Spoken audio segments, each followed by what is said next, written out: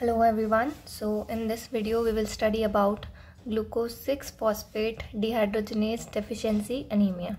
This is an X-linked recessive disorder which is more common in males rather than females. इस disorder के अंदर glucose six phosphate dehydrogenase enzyme की deficiency हो जाएगी। अब इसकी इटियोलॉजी देखने से पहले हम लोग देखते हैं कि नॉर्मली रेड ब्लड सेल्स के अंदर क्या फिजियोलॉजी रहती है। तो जो ग्लूकोज होता है ये दो पाथवेज एंटर करता है मेनली तो ग्लाइकोलाइसिस में एंटर करेगा, जिसकी वजह से ग्लूकोज का लाइसिस होगा और एटीपी प्रोडक्शन होगा। दूसरा पाथवे जो ग्लूकोज एंटर कर सकता है वो है HMP pathway, hexose monophosphate pathway, या फिर इसको बोलते हैं पेंटोज फॉस्फेट पाथवे। इस पाथवे के अंदर एक स्टेप होता है जिसके अंदर NADP रिड्यूस हो जाता है NADPH में by the help of enzyme glucose six phosphate dehydrogenase. अब ये जो NADPH फॉर्म हुआ है ये फर्दर रेड ब्लड सेल्स के अंदर ग्लूटाथियोन को रिड्यूस्ड ग्लूटाथियोन में कन्वर्ट कर देता है। इस रिड्यूस्ड ग्लूटाथियोन का काम क्या है? नॉर्मली बॉडी के अंदर फ्री रेडिकल का प्रोडक्शन हो रहा है, ठीक है, बट ये फ्री रेडिकल का प्रोडक्शन फर्दर इंक्रीज हो सकता है कुछ केसेस में, जैसे कि इंजरी के टाइम पे मोनोसाइट्स और मैक्रोफेजेस एक्टिवेट होंगे, ये कॉम्प्लीमेंट्री पाथवे को एक्टिवेट करेंगे, जिसकी वजह से फ्री रेडिकल का प्रोडक्शन और इंक्रीज हो जाएगा। दूसरा, कुछ ड्रग्स होती है जो कि फ्री रेडिकल्स के प्रोडक्शन को और बढ़ाती है, और कुछ एडिबल सब्सटेंसेस होते हैं जो कि फ्री रेडिकल के प्रोडक्शन को इंक्रीज करते हैं। अब ये जो फ्री रेडिकल्स बने ये इलेक्ट्रॉन रिच स्पीशीज़ है, और ये इलेक्ट्रॉन रिच स्पीशीज़ जाके रेड ब्लड सेल्स की मेम्ब्रेन को डैमेज कर सकती हैं, ऑक्सीडाइज कर सकती है।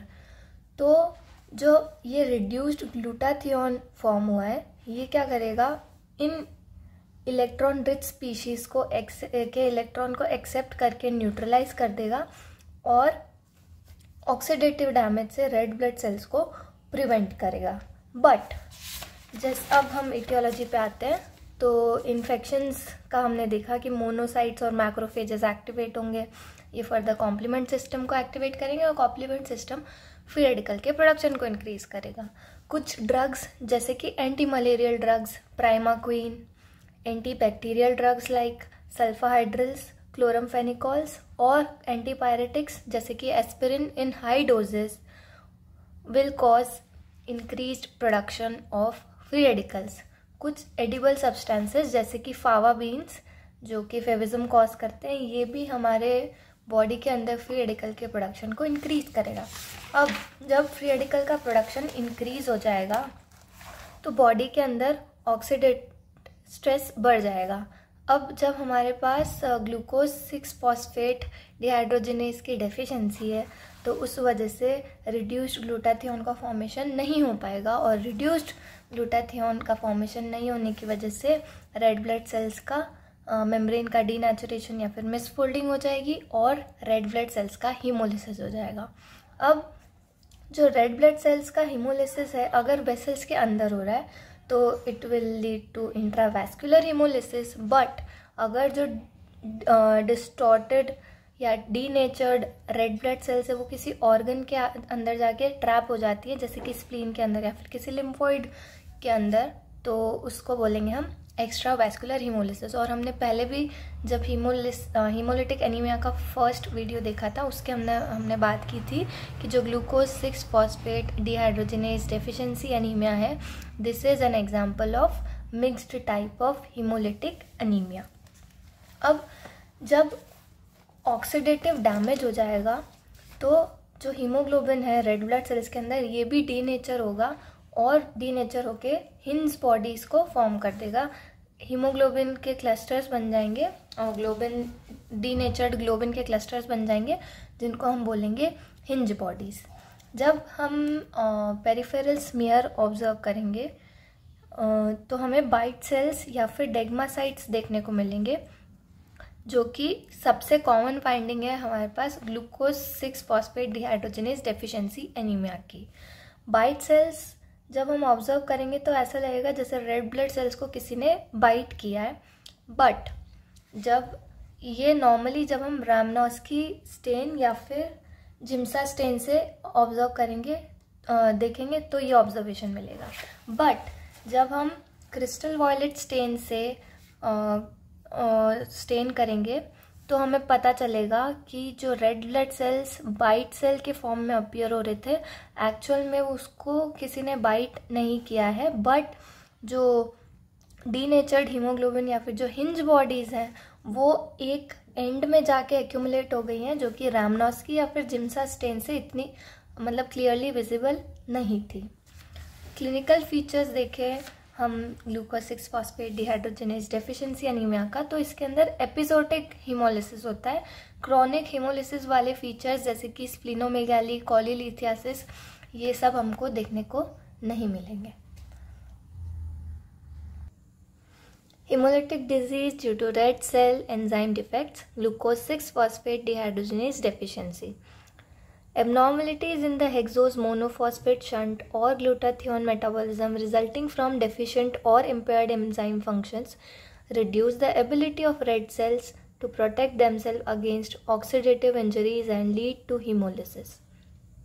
The most important of these enzymes derangements is hereditary deficiency of glucose 6-phosphate dehydrogenase activity. G6PD reduces nicotinamide adenine dinucleotide phosphate into NADPH while oxidizing glucose 6-phosphate. NADPH then provides reducing equivalent needed for conversion of oxidized glutathione to reduced glutathione, which protects against oxidant injury by participating as a cofactor in reactions that neutralize compounds such as H2O2. Glucose 6 G6PD deficiency is a recessive X-linked trait, placing males at higher risk for symptomatic disease. Several hundred G6PD genetic variants are known, but most are harmless. Two variants designated G6PD- and G6PD Mediterranean cause most of the clinically significant hemolytic anemia. Glucose 6PD- is present in about 10% of American blacks, and G6PD Mediterranean, as the name implies, is prevalent in the Middle East. High frequency of these variants in each population is believed to stem from a protective effects against Plasmodium falciparum malaria. G6PD variants associated with hemolysis result in misfolding of protein, making it more susceptible to proteolytic degradation. Compared with most common normal variant G6PD-B, the half-life of G6PD- is moderately reduced, whereas that of G6PD Mediterranean is more markedly abnormal.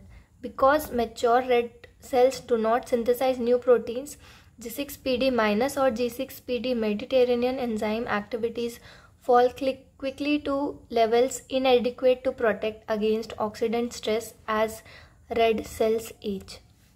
Thus, older red cells are much more prone to hemolysis than younger ones. The episodic hemolysis that is characteristic of G6PD deficiency is caused by exposures that generate oxidant stress. The most common triggers are infections in which oxygen-derived free radicals are produced by activated leukocytes. Many infections can trigger hemolysis. Viral hepatitis, pneumonia, typhoid, fever are among those most likely to do so. The other important initiators are drugs and certain foods. The oxidant drugs implicated are numerous, including antimalarial, sulfonamides, nitrofurantoins, and others. More severe Mediterranean variant. Some drugs cause hemolysis only in individuals with more severe Mediterranean variant. The most frequently cited food is the fava beans, which generate oxidants when metabolized. Favism is endemic in Mediterranean, Middle East, and parts of Africa where consumption is prevalent. Uncommonly, G6PD deficiency present as neonatal jaundice or chronic low-grade hemolytic anemia in the absence of infection or known environmental triggers. Oxidants cause both intravascular and extravascular hemolysis in G6PD deficient individuals. Exposure of G6PD deficient red cells to high levels of oxidant causes the cross-linking of reactive sulfhydryl groups on the globin chain, which become denatured and form membrane-bound precipitates known as hinge bodies. These are seen as dark inclusions within red cells stained with crystal violet. Hinge bodies can damage membrane sufficiently to cause intravascular hemolysis. Less severe membrane damage results in decreased red cell deformability. As inclusion-bearing red cells pass through the splenic cords, macrophages pluck out the hinge bodies as a result of membrane damage. Some of these partially dewavered cells retain abnormal shape, appearing to have a bite taken out of them. Other less severely damaged cell become spherocytes due to loss of membrane surface area. Both bite cells and spherocytes are trapped in spleen cords and removed rapidly by phagocytes.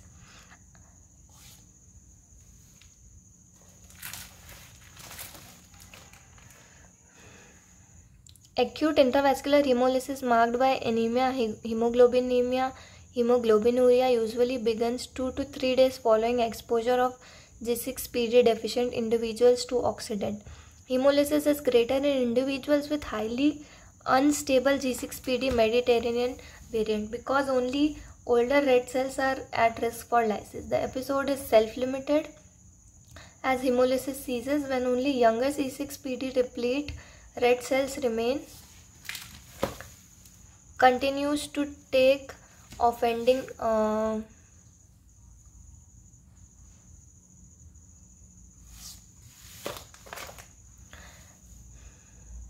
As a result of membrane damage, some of these partially devoured cells retain abnormal shape, appearing to have a bite taken out of them. Other less severely damaged cells become spherocytes due to loss of membrane surface area. Both bite cells and spherocytes are trapped in splenic cords and removed rapidly by phagocytes. Acute intravascular hemolysis marked by anemia, hemoglobinemia, hemoglobinuria usually begins 2 to 3 days following exposure of G6PD deficient individuals to oxidants. The hemolysis is greater in individuals with highly unstable G6PD Mediterranean variant. Because only older red cells are at risk for lysis, the episode is self-limited as hemolysis ceases when only younger G6PD deplete red cells remain. The recovery phase is heralded by reticulocytosis. Because hemolytic episodes related to G6PD deficiency occur intermittently, features related to chronic hemolysis are absent.